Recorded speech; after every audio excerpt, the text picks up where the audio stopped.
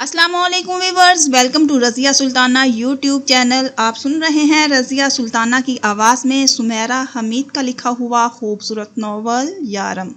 Hopefully آپ کو یہ ناول آڈیو کی صورت میں بہت پسند آ رہا ہوگا۔ میرے چینل کے ساتھ کنیکٹڈ رہنے کا آپ سب کا بہت شکریہ۔ میرے چینل کی حوصلہ افزائی کرتے رہا کریں، کمنٹ باکس میں اچھا سا کمنٹ کر دیا کریں تاکہ میرے چینل کی حوصلہ افزائی ہوتی رہے اور میں آپ کے لیے اچھی تحریریں آڈیو کی صورت میں پیش کرتی رہوں۔ چلیں سٹارٹ کرتے ہیں۔ یارم، آڈیو بائے رضیہ سلطانہ۔ 15 سال کا ہو جانے کے بعد اسے وہ چیزیں دی گئی جو اس کی ماں کی تھی، جسے آنٹی سوسن نے سینٹر کے حوالے کیا تھا۔ اس نے وہ تصویر جسے وہ اس کے گال کے ساتھ لگا کر گھنٹوں دیکھا کرتی تھی، سب سے پہلے پھاڑ کر پھینک دی۔ وہ خط جو غلط پتوں کی وجہ سے واپس آ چکے تھے، انہیں بھی پھاڑ ڈالتا اگر وہ مارگریٹ کے ہاتھوں نہ لکھے گئے ہوتے۔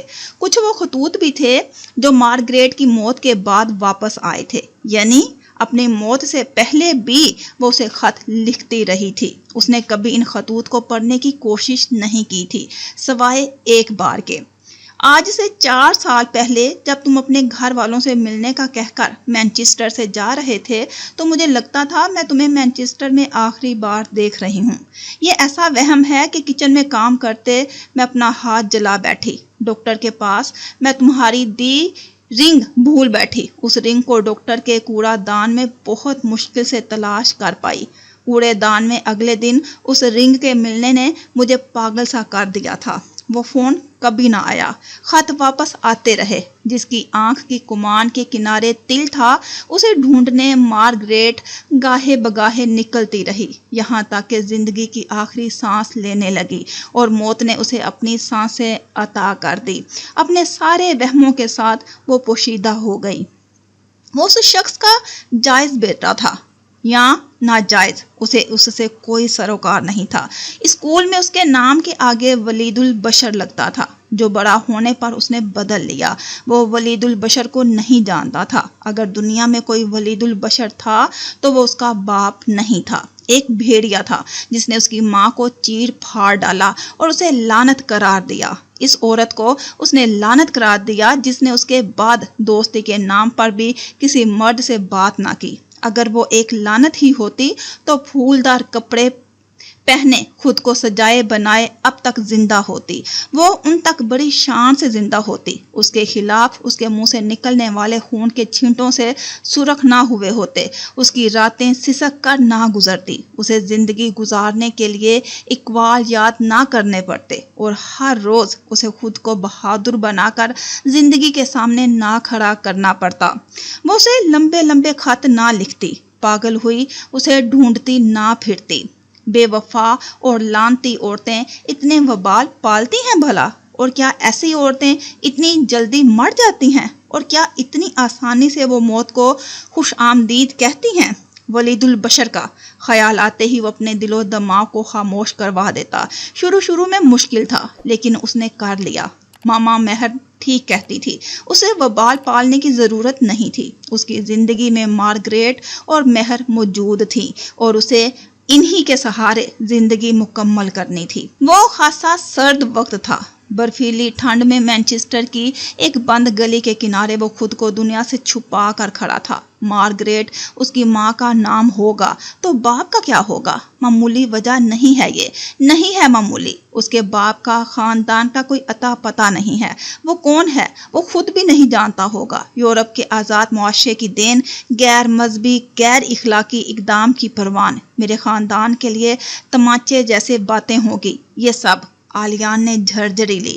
اسے بہت ٹھنڈ لگ رہی تھی۔ جس دیوار کے سہارے وہ کھڑا تھا وہ گیلی تھی اور اس میں سے بو آتی تھی۔ نہیں، وہ غلط تھا، وہ بو تو اس کے اندر سے آ رہی تھی، انسانی گوشت کے جلنے کی۔ ہاں، اب اسے ٹھیک معلوم ہو گیا تھا کہ اس کی نیم دھنسی ہوئی آنکھوں والی ماں نے کیا محسوس کیا تھا جب اس شخص نے جس سے وہ دیوانوں کی طرح محبت کرتی تھی اسے لعنت قرار دیا تھا۔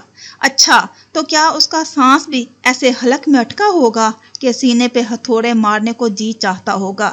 زمین دھسان دلدل ہے، आकाश अंधियार का सिवाक है। धर धर लाखों करोड़ों तारीकी गुबार से अटे पट वाह हुए। जिंदगी अंधियार की चाकर हुई और लो रोशनियां गुल हुई और अब बस गुल हुई। उस शख्स के दिल को तसल्ली नहीं हुई थी। उसने मार्गरेट के बेटे से बदला लिया था, उसे भी चीर फाड़ डाला था। उसी की जात को लेकर उस पर सवाल उठे थे। उस शख्स की शनाख्त से उसकी शनाख्त हुई थी। जिस शख्स के नाम अपने नाम के साथ लगाने पर उसे तस्लीम किया जाएगा। अगर ऐसा ही था तो उसे दुख नहीं चाहिए था। उसे कोई पहचान, कोई मोहब्बत नहीं चाहिए। उसे अब इमराहा वाजिद नहीं चाहिए, उसकी माँ पर गैर इखलाकी इक़दाम की उंगली उठाने वाली इमराहा वाजिद। दर्द की लहर उसके अंदर उठी थी। आखिर उसने उस लड़की को क्यों पसंद किया?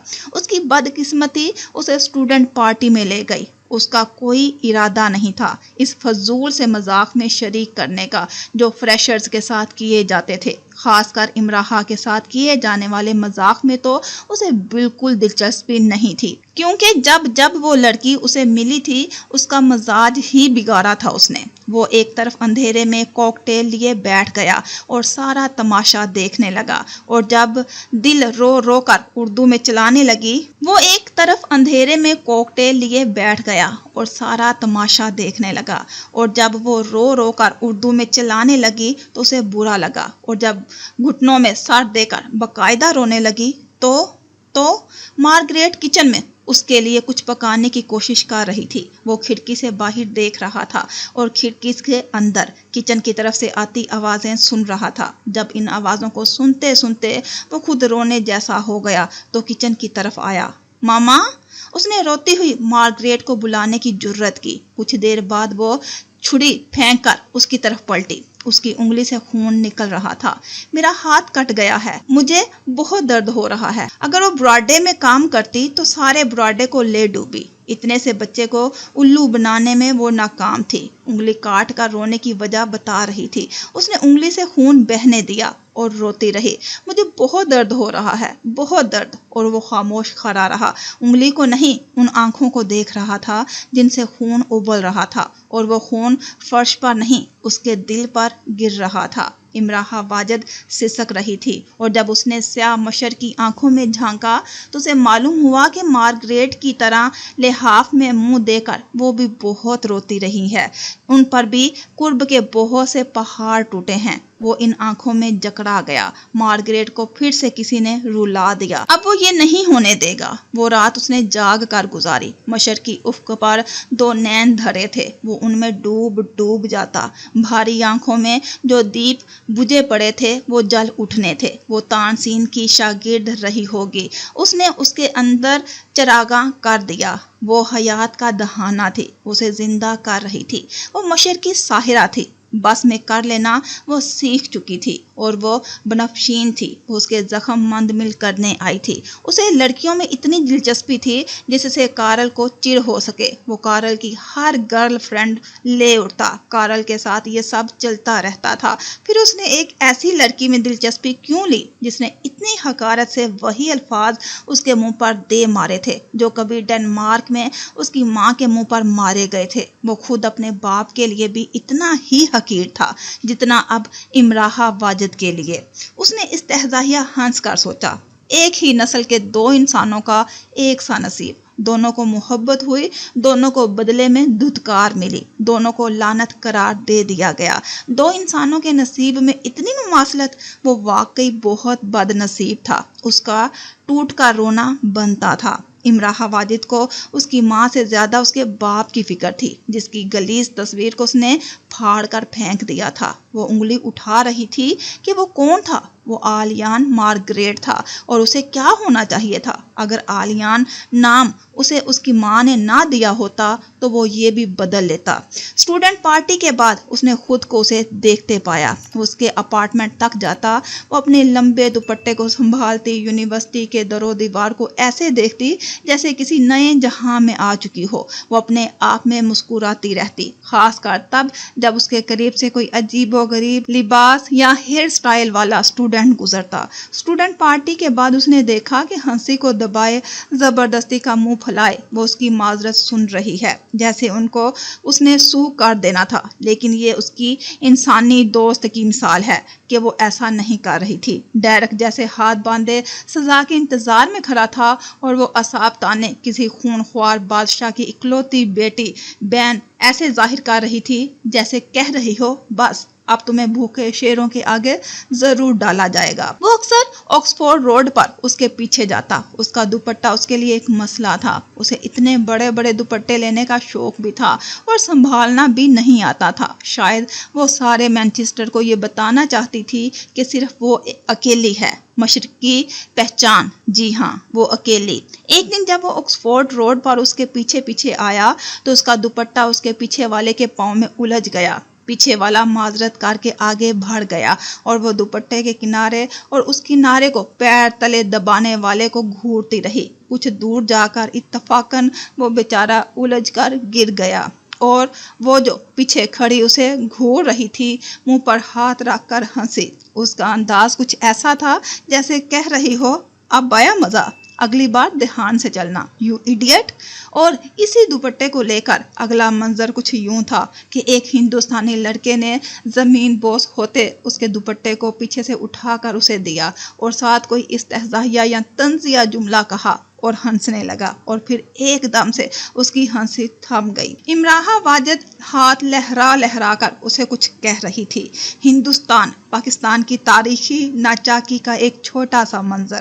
بات شاید دوپٹے سے ہوتی اسلام اور دلی تک جا پہنچی تھی اور اسے اگلا منظر کچھ ایسے تھا کہ یونی کے باغ میں لگے ایک پودے کے ساتھ اس کا دوپٹہ اٹک گیا اور وہ ذرا آگے چلی گئی۔ دوپٹے کے کھینچاؤ سے اسے پیچھے پلٹنا پڑا اور ایسا کرتے وہ اپنے پیچھے آنے والی لڑکی سے ٹکرا گئی۔ ٹکر سے اس بیچاری کی اینک گرتے ہی ٹوٹ گئی جو اس نے کچھ دیر کے لیے سر پر ٹکائی ہوگی۔ ظاہر ہے وہ بیچاری صبر کے گھونٹ پی کر رہ گئی۔ اگر امراء واجد ہوتی تو دھارے مار مار کر روتی۔ اسٹوڈنٹس کی خالی جیبوں پر ایسے نقصانات کسی ہارر جن بوم کی طرح پھٹتے ہیں اور وہ تو پھر اس کے نظر کا چشمہ تھا، کتابوں سے زیادہ اہم اور ضروری۔ عالیان کو اسے بات کرنے سے زیادہ اس کے پیچھے پیچھے رہنا دلچسپ اور حیرت انگیز لگتا تھا۔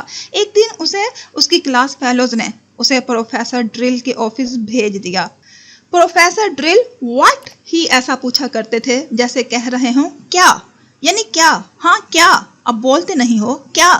پروفیسر ڈرل صرف کیا کو سن کر سامنے والا جتنے بھی ضروری کام سے آیا ہوتا یہی سوچتا کہ آخر کیا ضرورت تھی اتنے معمولی سے کام کے لیے پروفیسر کو تنگ کرنے کی۔ وہ دونوں ہاتھوں کو میز پر رکھتے اور مریخ تک جانے کی سنجیدگی لیے ایسے دیکھتے جیسے کہتے ہوں تمہاری یہ جرت، تم یہاں تک آئے، لاؤ دکھاؤ کیا مسئلہ ہے۔ آئے ہیں بڑے پڑھنے، نیوٹن بننے، باتوں سے فرصت نہیں اور آ جاتے ہیں اور وہ پھر اس پیش ہونے والے نیوٹن سے وہ سوال کرتے کہ اس بیچاری کو رندے گلے کے ساتھ معذرت کے ساتھ اٹھنا پڑتا۔ نالائق، اپنی پشت پر سرگوشی بھی سننا پڑتی۔ رندے گلے کے ساتھ اور نالائق کا لقب لے کر جب وہ پروفیسر ڈرل کے آفس سے باہر آئی تو اسے بھیجنے والے اس کے کلاس فیلوز کوریڈور میں ہی لوٹ پوٹ ہونے لگے۔ انہوں نے نہ جانے کون سے جھوٹ سچ گھڑ کر اسے بھیجا ہوگا اور یہ بات اسے آفس سے باہر آنے پر معلوم ہو گئی تھی۔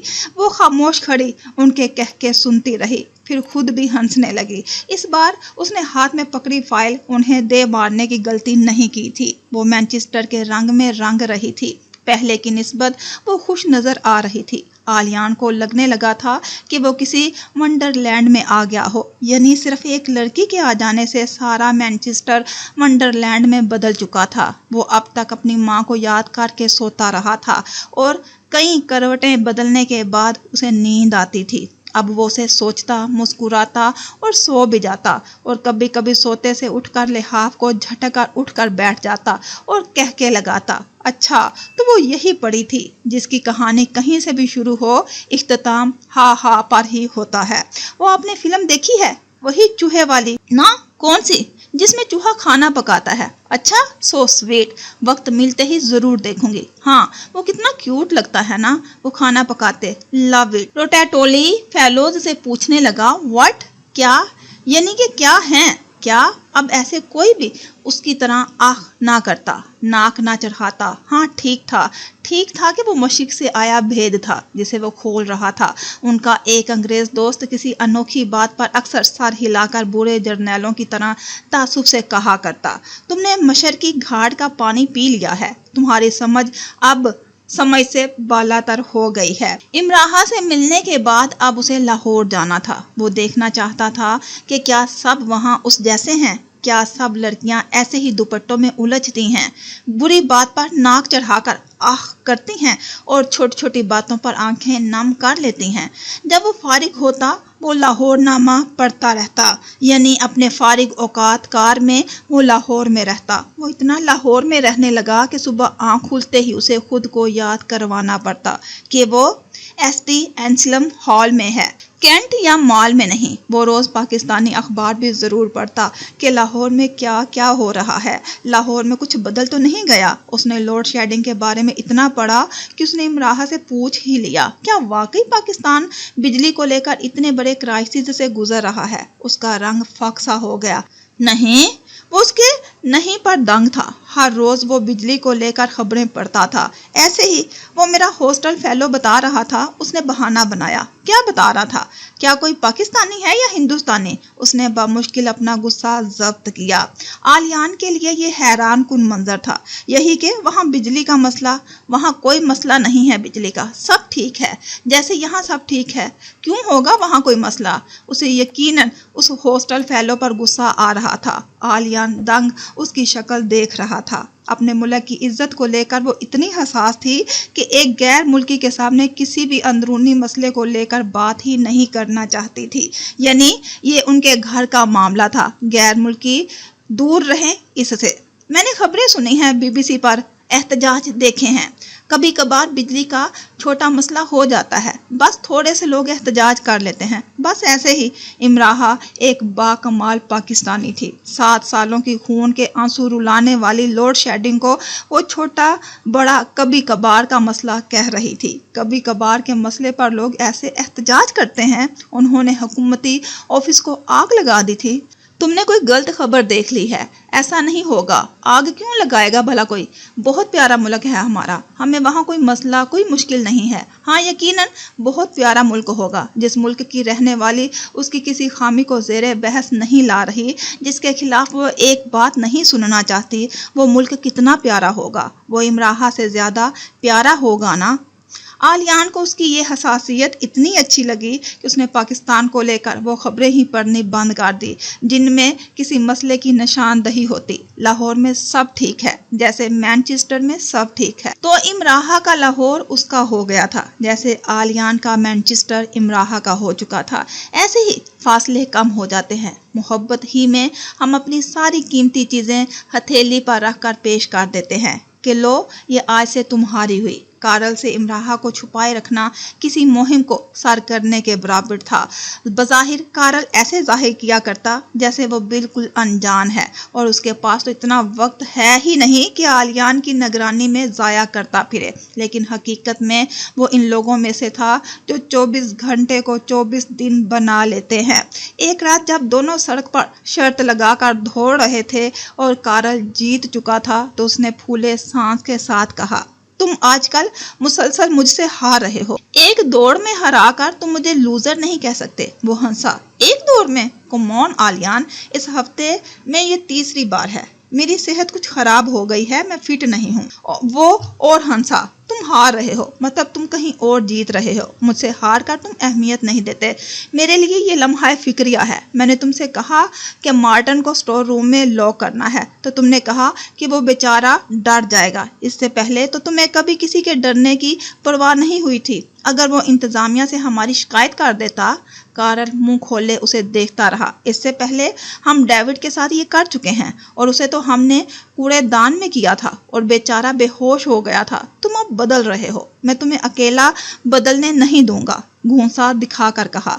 मैं अब बड़ा हो रहा हूँ। नहीं, बड़े होने की निशानियां नहीं है ये। मुझे तशवीश है, बल्कि खौफ है कि मैं अपना बेहतरीन दुश्मन खो दूंगा। सत्तर कारल कहते हैं कि दोस्त हो ना हो, दुश्मन जरूर हो, और तुम जानते हो पूरी यूनिवर्सिटी में मेरी टक्कर के सिर्फ तुम हो। कारल ने उंगली उठा कर कहा। तुम इंतजार कर लो, फ्रेशर्स में बहुत से भैंसे तुम्हारी टक्कर के आ चुके होंगे। जितनी चाहे टकरियों उन्हें मार लेना। मेरा ख्याल है वो बिल आ चुका है। सर कारल ने पुरसोच सर हिलाया। आलियान जेरे लब हंसा। इमराहा? बिल? हा। इमराहा के नाम पर ही वो ऐसे मुस्कुरा दिया करता था। वो उसके साथ पर कैसे कैसे नहीं मुस्कुराया करेगा। हर बार एक नई मुस्कुराहट, एक नई अदा। पुरानी इमराहा की जगह एक नई इमराहा, नई इमराहा की जगह फिर से पुरानी इमराहा। रात की आखिरी पहर वो अपने कमरे में आया। कमरे में कारल मौजूद था। उसे कमरे में आने के लिए, किसी भी कमरे में जाने के लिए चाबी की जरूरत नहीं पड़ा करती थी। जिस हिसाब से वो जासूसी एक्शन फिल्में देखता और नॉवल पढ़ता था, अब तक जेम्स बॉन्ड नहीं बन सका, तो ये उसकी कसरे नफीस थी। मेरे कमरे से जाओ कारल। उसने अपना बोरचा कोट उतार कर फेंका। तुम कहाँ थे? तुम अपने कमरे में जाओ। तुम्हें क्या हुआ है? तुम्हारा शुक्रिया मैं अदा कर चुका हूँ, अब तुम जाओ। शुक्रिया? ये लफ्ज पहले कब हम दोनों ने इस्तेमाल किया है? जरा बताओ। वो लड़की तुम्हें पसंद नहीं करती? बात खत्म। हाँ, बात खत्म। अब जाओ। नहीं, तुम ठीक से बात खत्म करो। कारल ने उसकी शर्ट्स गिरेबान पकड़ लिया। मैं बात खत्म कर चुका हूँ कारल, तुमसे भी और उससे भी। उसने अपना गिरेबान आजाद करवाया। उससे करना बनता है, उसने तुम्हारी बेइज्जती की, लेकिन तुम? मैं सब खत्म कर रहा हूँ। वो चिल्लाया। कितनी लड़कियों के साथ तुमने मेरे ब्रेकअप करवाए? मैंने कभी ऐसे रिएक्ट नहीं किया। चंद एक के साथ मैं संजीदा था। तुम बहुत बुरे खिलाड़ी बनते जा रहे हो। हाँ, बहुत बुरा खिलाड़ी हूँ, बदतरीन इंसान हूँ मैं। सुना? कारल को हल्का सा धक्का देकर खुद से दूर किया। तुम जाओ अब। तुम ये सब नहीं कर सकते, ऐसे खुद को नहीं बदल सकते। कारल चलाया। हम दोनों ने बहुत वक्त साथ गुजारा है, मेरा हक है तुम पर। आलियान ने अपने मुंह को उससे छुपाने की कोशिश की। जाओ कारल, खुदा के लिए मुझे अकेला छोड़ दो। कहीं लगते उसे देखता रहा, फिर चला गया। आलियान एसटी एंसलम हॉल के कमरे की खिड़की से बर्फ पर गिरते अंधेरे को देखने लगा। एक घर जिसे कभी नसीब नहीं हुआ था, एक घर, एक खानदान।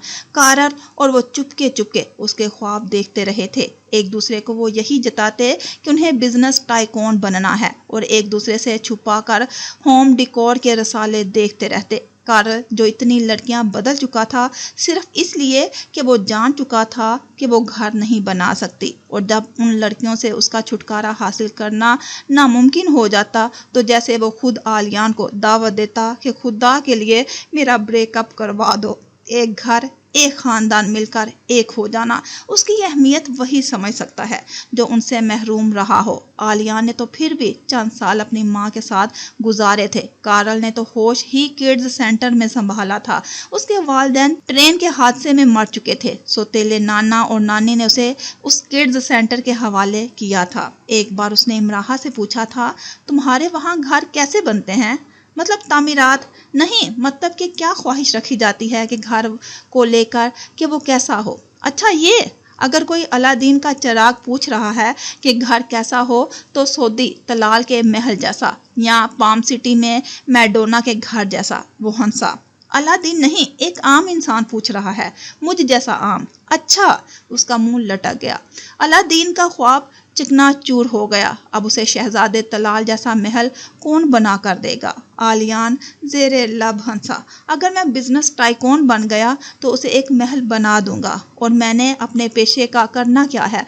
लेकिन अगर मैं उसके लिए अलादीन ना बन सका तो? ये एक आम आदमी का घर ही है ना इमराहा। उसे टोकना पड़ा। वो रुक कर सोचने लगी और खामोश हो गई, यानी खफा हो गई। मतलब एक सीधा सा जवाब उससे हासिल करना मुश्किल था। कहीं वो इतनी ज़हीन थी कि फौरन जवाब घर लेती थी। नहीं, कोई इशू नहीं है गैस का।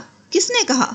मोबाइल छीन लिए जाते हैं। झूठ। ये मगरबी अखबारात ना, यहाँ तो तुम लोग उंगली उठाते डरते हो ना कि पुलिस को ना बुलवा लें। हम लोग वहाँ सीधा सीधा थप्पड़ मार देते हैं, थप्पड़, और कोई पुलिस नहीं आती। और कुछ मामलात में वो ऐसी थी जैसे ओंगे बोंगे लोग हुआ करते हैं, और उन्हें एहसास भी नहीं होता कि वो किस कदर बोंगे हैं। और हाँ, یہ احساس بھی نہیں ہوتا کہ ان کا یہ بونگا پن کسی کو بہت اچھا لگتا ہے، اتنا کہ اپنی 6-7 ہاسٹل میٹس کے ساتھ گپے ہانکتے سڑک پر چہل قدمی کرتے، اپنے بیڈ کی چادروں کی یونانی طرز پر جسم پر باندھے ایک کندھا اڑیاں رکھے یونانی ہی تیز میوزک پر کوریڈور میں ٹھمکے لگاتے اور اپنے دیگر بندر لنگور کے کرتب کرتے کوئی اسے ہی سوچتے، اسی کے لیے زیر لب ہنستا ہے۔ آلیان، ہاں آلیان، کہاں گیا وہ بیچارہ؟ ساتھ کے کمروں میں جب کوئی پجامہ پارٹی، ڈو اور ڈائی یا اسٹوڈنٹس کا اوپیرا چل رہا ہوتا، کارل اسے گھسیٹ کر لے جانے کی کوشش کرتا۔ تم میاؤں میاؤں بلی بنتے جا رہے ہو، چلو شیر بنو اور ذرا دھاڑ کر دکھاؤ۔ وہی فارغ اوقات میں کی جانے والی ان کی کبھی ایکشن، کبھی مسٹری، کبھی ہارر اور کبھی مزاحیہ موویز جیسی حرکتیں اور شرارتیں، لیکن اب اس سب میں اس کا خاص دل نہیں لگتا تھا۔ وہ کر تو لیتا تھا، لیکن بس خود کو پرانا والا آلیان ثابت کرنے کے لیے۔ اسے ڈر لگتا تھا کہ کوئی اس کے دل کا بھید نہ پا جائے، بھید جو بھوری آنکھوں نے کالی آنکھوں سے کشید کیا تھا، بھید جو محبت میں ملفوف دل پر کھلتا ہے، صرف محبت میں ملفوف دل پر۔ اسے یہ چونکا دینے والی لڑکی اتنی لگی کہ اس کی کوئی بات اسے بری نہیں لگتی تھی، اس کی کسی بات پر اسے غصہ نہیں آتا تھا، اس کی کسی بات پر وہ بھڑکتا نہیں تھا۔ وہ اس کے لیے وہ پری تھی جو 2 منہوں والے بندر سے خوف زدہ ہو جاتی ہے۔ سارا مینچسٹر ہی اس کے لیے 2 منہوں والا بندر تھا۔ وہ حیران ہو کر ڈر جاتی۔ اس کا خیال تھا دنیا میں سب سے اہم محبت ہوتی ہے۔ امراحہ نے اسے سمجھا دیا تھا اور کیا کچھ اہم ہوتا ہے۔ آلیان کھڑکی میں کھڑا تھا اور آج پہلی بار امراحہ کے بارے میں سوچتے وہ زیر لب مسکرا نہیں رہا تھا، اسے رات گزارنے کا غم نہیں تھا۔ آلیان کھڑکی میں کھڑا تھا اور آج پہلی بار امراحہ کے بارے میں سوچتے وہ زیر لب مسکرا نہیں رہا تھا، اسے رات گزرنے کا غم نہیں تھا کہ اگر رات گزر گئی تو وہ کس وقت امراحہ کو سوچے گا۔ باہر فروری برف کی صورت برس رہا تھا، فروری جسے جدید دنیا نے سرخ سرخ سرخ رنگ ڈالا ہے، یہ فروری آج اس سرخ پر سفیدے کی صورت گرے اس کا گلا دبا رہا تھا۔ پیر کو یونیورسٹی آئی، جو پہلا شخص اس کے پاس آیا وہ کارل تھا۔ چمڑے کی جیکٹ میں دونوں ہاتھ ڈالے، بنا ٹوپی اور مفلر کے، وہ بہت غصے سے اسے گھور رہا تھا۔ تم یونیورسٹی سے خود جاؤ گی یا میں تمہیں نکلواؤں؟ یہ بات کہتے ہوئے وہ انتہا کا سنجیدہ تھا۔ وہ جواب دیے بغیر آگے بڑھی ہی تھی کہ اس کے کراس بیگ کے سٹرپ میں اس نے پین کو ارس کر اسے بری طرح پیچھے کھینچا۔ کیا بدتمیزی ہے یہ؟ وہ ابھی خاموشی سے اسے گھور رہا تھا۔ میں تمہاری شکایت کر دوں گی۔ 2 دن میں یونیورسٹی سے باہر ہو گئے، تمہیں 2 سیکنڈ بھی نہیں لگیں گے دنیا سے باہر ہونے میں، اگر آلیان واپس نہ آیا تو۔ امراحہ نے چونک کر کارل کو غور سے دیکھا۔ کیا مطلب؟ میں نے کہا اگر آلیان واپس نہ آیا تو، سختی سے اسے دھمکا رہا تھا۔ آلیان کہاں ہے؟ تم بتاؤ آلیان کہاں ہے؟ الٹا اس نے پوچھا، اس انداز میں پوچھا کہ امراحہ ڈر گئی۔ تم خود کو سمجھتی کیا ہو؟ آلیان کے مقابلے میں تم ہو کیا؟ تم جیسی لڑکی جو ایک ڈگری لینا پہاڑ سر کرنے کے برابر سمجھتی ہے، وہ آخر خود کو سمجھتی کیا ہے؟ کس دنیا سے آئی ہو تم؟ جانتی ہو نا؟ یا میں تمہیں یاد دلاؤں کہ تمہاری حقیقت کیا ہے؟ تم کہنا کیا چاہ رہے ہو؟ امراحہ بری طرح سے ڈر گئی۔ کہتا نہیں، بتانا۔ آلیان کا کوئی خاندان نہیں ہے، وہ ایک ناجائز بچہ ہے اور وہ تمہاری طرح اچھا مسلمان نہیں ہے۔ ایک تم ہی ہو اچھی والی مسلمان، اس کی ماں ایک بری عورت تھی اور باپ امراحہ یکدم سانس لینا بھول گئی۔ یونیورسٹی کی محراب موم بتی کی لو کی طرح تھر تھرانے لگی۔ یہ سب تمہیں کس نے بتایا؟ امراحہ کی جان مٹھی میں آ گئی۔ بتایا؟ میں نے خود سنا ہے، انفیکٹ آدھی یونیورسٹی نے سنا ہے، وہ سب جو تمہاری سوچ ہے، جو حقیقت میں تم ہو۔ ویسے تم لوگ بہت پڑھے لکھے بنتے ہو اور اندر سے وہی گھسی پٹی گھٹیا سوچ رکھتے ہو، جاہل لوگ۔ مجھے بتاؤ کارل، تم کس سننے کی بات کر رہے ہو؟ تھر تھراتی محراب گرنے کو تھی، وہ گر جائے گی، نظر آ رہا تھا وہ گر جائے گی۔ جو تم نے آلیان کے لیے ویرا سے کہا وہ سب ریکارڈنگ ہے میرے پاس، سنو گی؟ محراب دھڑام سے زمین بوس ہوئی۔ افسوس، اس محراب کے عین نیچے ہی امراحہ کھڑی تھی۔ امراحہ کو پرشور جکڑ نے آ لیا۔ اس کی نظر دھندلا گئی. اسے کارل ٹھیک سے دکھائی نہیں دے رہا تھا. نہیں، اسے تو دنیا میں کچھ بھی دکھائی نہیں دے رہا تھا. بس اتنی سی دیر لگتی ہے اندھا ہونے میں، اتنی سی دیر میں روشنیاں گل ہو جاتی ہیں. وہ سب کیا؟ وہ بامشکل پوچھ سکی. جو ویرا سے تم نے کہا تھا وہی سب. امراہا ڈیمانڈ کی. اب آلیان کو ڈھونڈ کر تم لاؤ گی، ورنہ اپنا سارا سامان باندھ کر رکھنا. ٹرسٹ میں ملکہ الزبتھ بھی تمہیں برطانیہ میں نہیں رکھ سکے گی. پین سے اس کے کراس بیگ کے سٹرپ کو پوری شدت سے کھینچ کر چلا گیا. وہ اسے نہیں سن رہی تھی.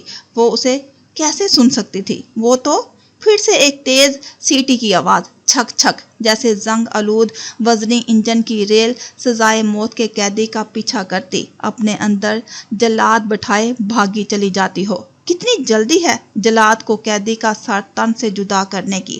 وہ اس حالت میں آ گئی جس میں کسی خونخوار درندے کے لیے لگائے گئے ہڈی توڑ لوہے کے وزنی شکنجے میں انسانی پیر آ جاتا ہے.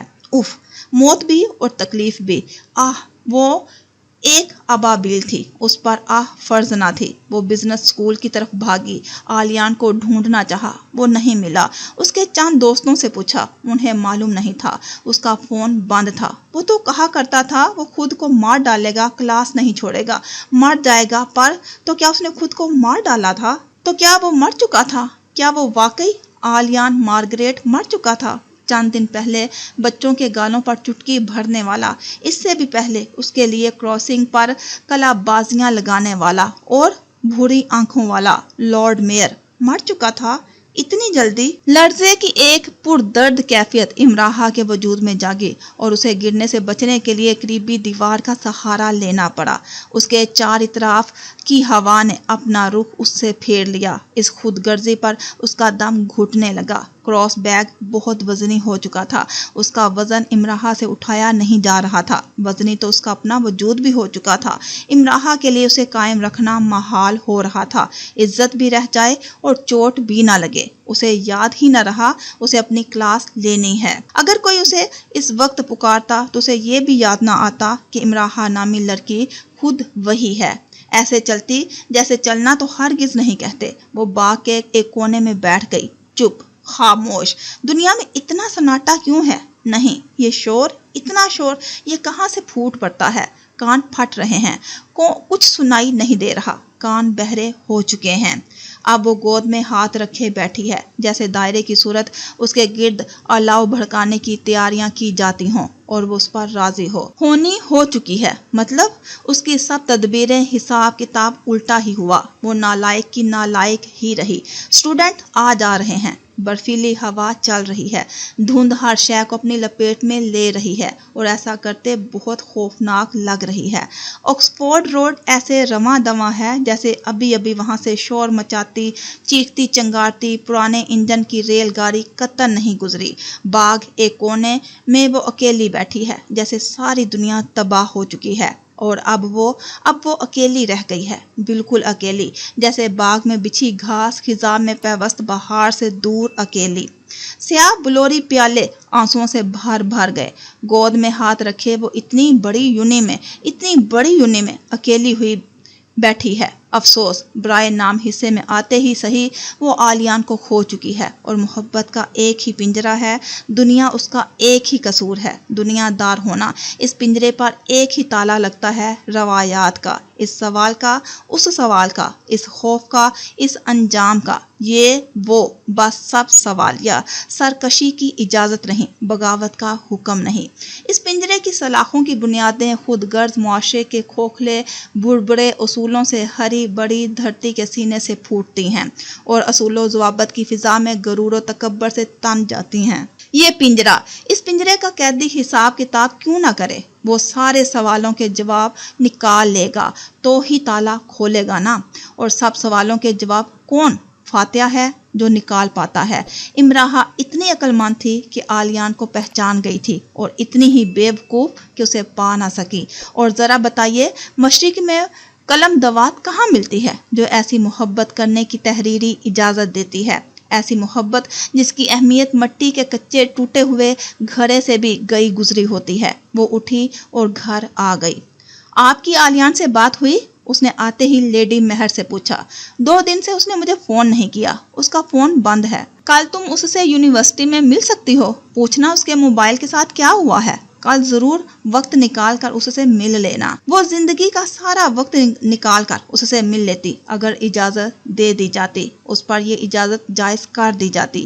وہ لیڈی مہر کو بتا نہ سکی کہ وہ یونیورسٹی نہیں آیا، اور یہ بھی کہ ان کے فرما بردار لاڈلے بیٹے کے منہ پر اس نے تھپڑ دے مارے ہیں۔ اب دکھ اور شرمندگی کو لیے وہ خود کو چھپا رہا ہے، خود کو گم کر کے وہ تلاش کرتا پھر رہا ہے۔ اگر اس نے کہیں جانا ہوتا ہے تو وہ کہاں جاتا ہے؟ اس نے مجھے نوٹس دینے کے لیے کہا تھا، اور اب اس کا کچھ اتا پتہ ہی نہیں۔ اس کی سمجھ میں نہیں آ رہا تھا کہ اپنی آواز کو کس ردھم پر لے کر آئے کہ اس کی چوری نہ پکڑی جائے۔ آتش دان کے قریب آ کر وہ سلاخ سے آگ کو بلا وجہ کوریدنے لگی۔ جائے گا کہاں؟ وہ مجھے بتائے بغیر شہر نہیں چھوڑ کر جاتا۔ آگ کو کوریدتے اس کے ہاتھ رک گئے۔ یعنی اس بار وہ یہ نافرمانی کر چکا ہے، وہ اپنی ماں کو بنا بتائے کہیں جا چکا ہے۔ تم یونیورسٹی سے کیوں آ گئی؟ بس ایسے ہی، دل ہی نہیں چاہ رہا تھا کلاسز لینے کا۔ اچھا، تم نے ایک بار کہا تھا کہ تم مر جاؤ گی مگر کلاسز نہیں چھوڑو گی، لیڈی مہر نے ہنس کر کہا۔ آلیان سے سیکھ کر اس نے یہ بات 2-3 لوگوں سے کہی تھی۔ وہ گردن اکڑا کر یہ بتانا چاہتی تھی کہ اس کے لیے تعلیم کتنی ضروری ہے، اتنی زیادہ کہ صرف موت ہی درمیان میں حائل ہو کر روک سکتی ہے۔ تو کیا موت حائل ہو چکی تھی؟ ایسا ہی ہوا ہے یقیناً۔ پھر تو جو پر جانے سے پہلے تم اینسلم ہال چلی جانا، میں چلی جاؤں گی۔ آپ پریشان نہ ہوں، وہ ٹھیک ہوگا۔ وہ میرا بیٹا ہے، وہ اپنا خیال رکھنا جانتا ہے، اپنے لیے نہیں میرے لیے۔ امراحہ کو ایک دم سے احساس ہوا کہ وہ کافی دیر سے آگ کے قریب کھڑی ہے۔ لیڈی مہر کی اس بات نے اسے چونکا دیا تھا۔ ہاں، وہ ٹھیک ہوگا، کسی کے لیے نہیں، لیڈی مہر کے لیے۔